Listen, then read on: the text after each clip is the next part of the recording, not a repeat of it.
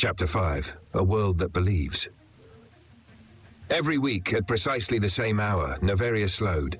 Factories adjusted shifts, convoys delayed departures, bars dimmed their lights, families gathered in living rooms where walls doubled as screens, where couches were worn into familiar shapes by generations that no longer remembered life before Wasteland Inc.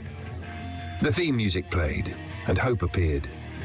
Children sat cross-legged on floors clutching hope dolls, soft polymer skin, glowing eyes, washable bloodstains for battle mode. Adults wore hope jackets, hope wristbands, hope lenses that overlaid her symbol onto the world. Those not at home tuned in through smart glasses, implants, dashboards, and neural overlays. No one missed it. Missing hope felt like missing church once did.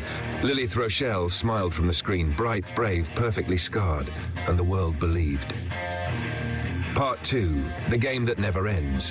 What had begun as a live test was no longer called a game. Net Prime Life Sim had evolved into something closer to existence itself. Players logged in to work simulated jobs, build families, run criminal empires, deal drugs, traffic weapons, fall in love, overdose, die, and restart. Some logged in to escape. Others logged in because they preferred it. Entire neighborhoods emptied during peak hours. Productivity shifted. Birth rates dipped. Net Prime adjusted. Addiction curves were monitored, not corrected. This was engagement. This was success. Part 3, the medicine. Dr. Elias Crow stood before a sterile backdrop on the X86 News Division, his expression calm, compassionate, rehearsed.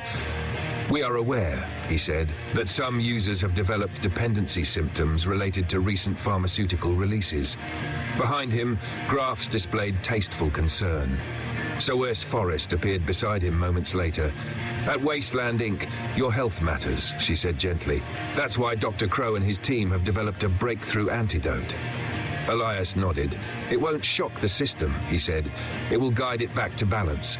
Orders flooded in before the segment ended. Demand created, supply waiting. Part 4, alone in the wasteland. The real Hope walked alone now. Surveillance orbs drifted behind her like silent moons, recording everything. Angles optimized, data streaming live, but delayed, edited, reshaped. She barely noticed them anymore. The ground trembled. Hope stopped. From beneath the cracked earth emerged shapes too large, too wrong. Canine mutants the size of armored vehicles, ribs exposed, eyes glowing with feral intelligence. They circled. Hope fought. She was fast, strong, precise, but there were too many. Claws tore into her side, teeth sank into her arm. Pain flared, real, sharp, grounding. She screamed, and something answered. The air around her bent. The nearest beast collapsed, its nervous system unraveling in a silent cascade. Another followed. Hope staggered back, breathing hard. She stared at her hands. "I didn't know I could do that," she whispered. Part fee observation. Jessica Preem watched from the lab, heart pounding. "That wasn't in her genome," she said aloud, fingers flying across interfaces. That wasn't even possible. In his office high above Terrier, Matthew Finn leaned back in his chair. He linked in. Sky Prime acknowledged him first, then Net Prime. His cybernetic right eye pulsed blue, then dark red. Acknowledged, both systems responded. Matthew smiled faintly. "Project Alpha is progressing," he said quietly.